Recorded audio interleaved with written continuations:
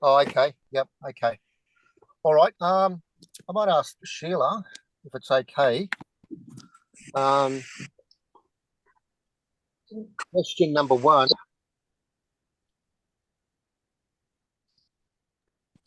Sheila, what is your favourite Australian country town to visit and why? That's a difficult one, really, isn't it? Because I've been to a few places and I've enjoyed being there. I think my favourite really is Dubbo because I go there so often. And I know a lot of people and I know where things are and they have a lovely zoo. And Yep. you can talk to people in Dubbo. And it's a good big town with lots of facilities. And for me, it's easy to get to. It's just a straight drive. I mean, it's a long drive, but I don't have to crinkle round corners and end up in a place I've never heard of. I like the atmosphere in Dubbo. It's comfortable. Yep. So Okay. Dubbo is my favourite. Okay. All right. That's good. Okay. I'm just looking at my questions. Who's in the room? So I was going to ask Diane.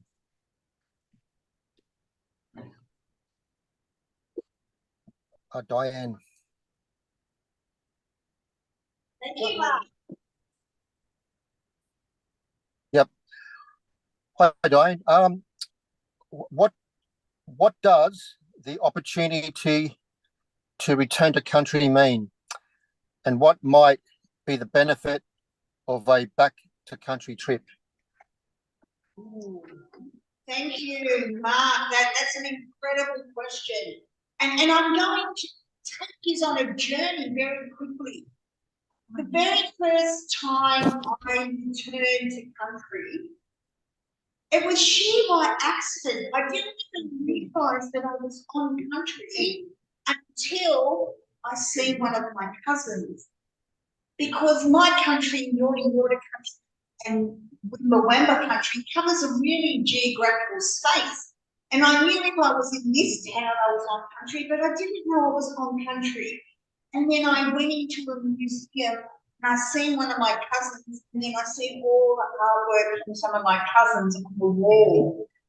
But the moment before I walked into that museum, I had this internal peace, knowing that where I was meant to be. And that's when I just kept on walking into the museum and I started looking around the artwork and it was like I knew where I was, even though I was in a strange place. So for me, it's an inner peace when I walk on country. And I know I shared it with my daughters and all my daughters say exactly the same thing. As soon as they walk on country, they have this inner peace. Thank you, Mark. Thank you. That was good. Thank you, Diane. Hi, Narelle. Sorry to put you on the spot.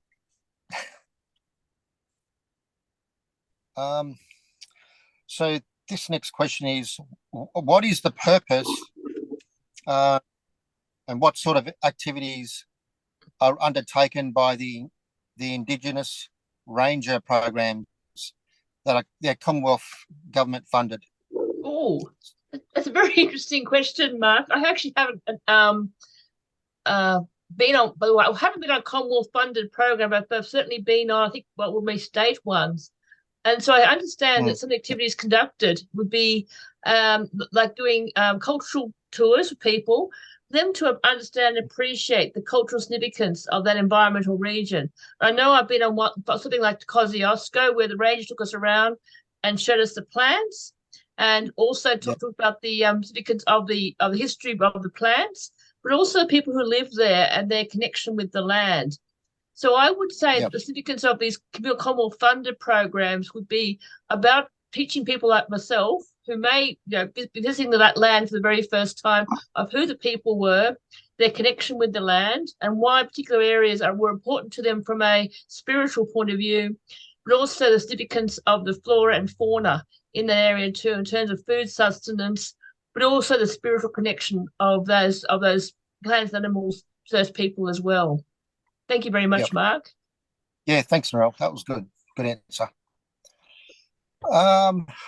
I'll get Bob, if you're there, Bob.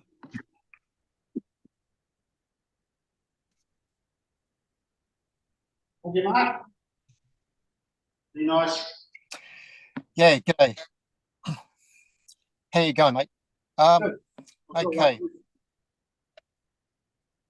Yeah, okay. So what are some of the common problems experienced by isolated Indigenous communities, and how do they differ from urban Aboriginal communities?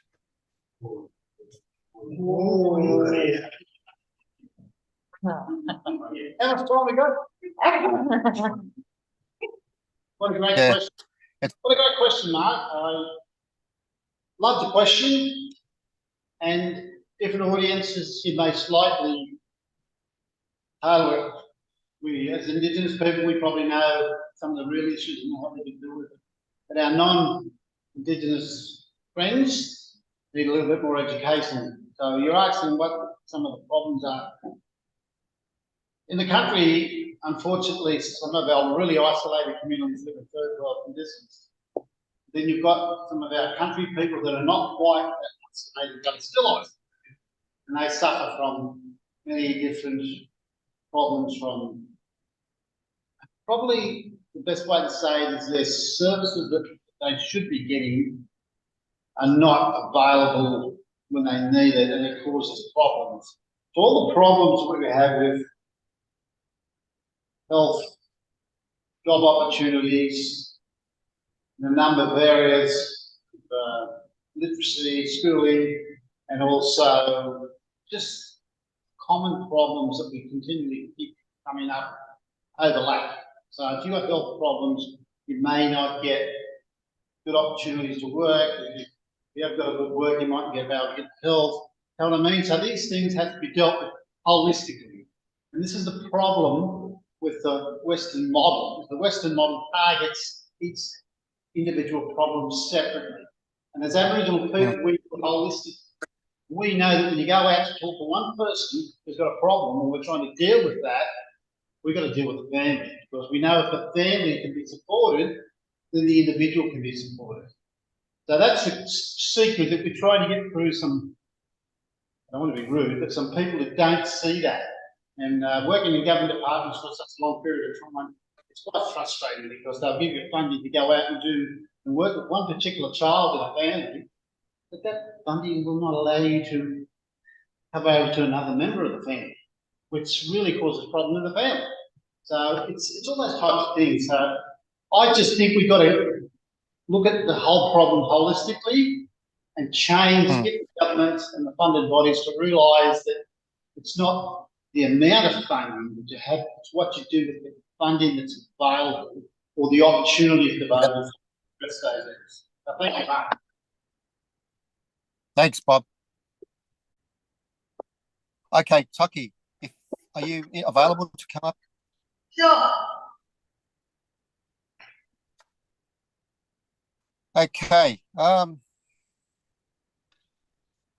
can read this twice. It might be hard to understand.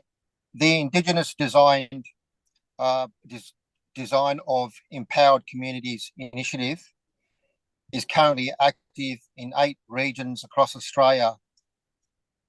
What is the purpose of this initiative, in your words? Wow, you've asked me a question I actually don't know, and Yeah. So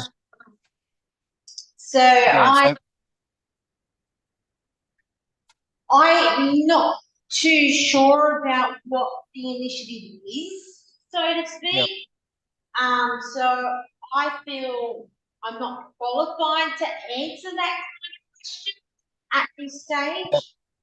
But what would I like to see as an initiative?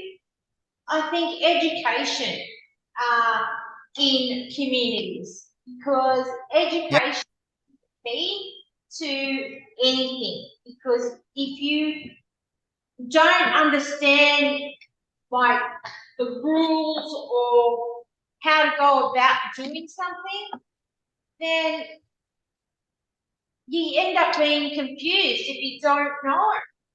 So I would like to see initiatives be invested not only for children being educated, but also for adults, because sometimes those rights of communication were failed. So that's is the tabletop answer. Thanks, Tucky. That was a good answer. I'll pick Kanga for the last question. I think that's the 6th one. Kanga. Please go easy on me, mentor. Yeah, I will.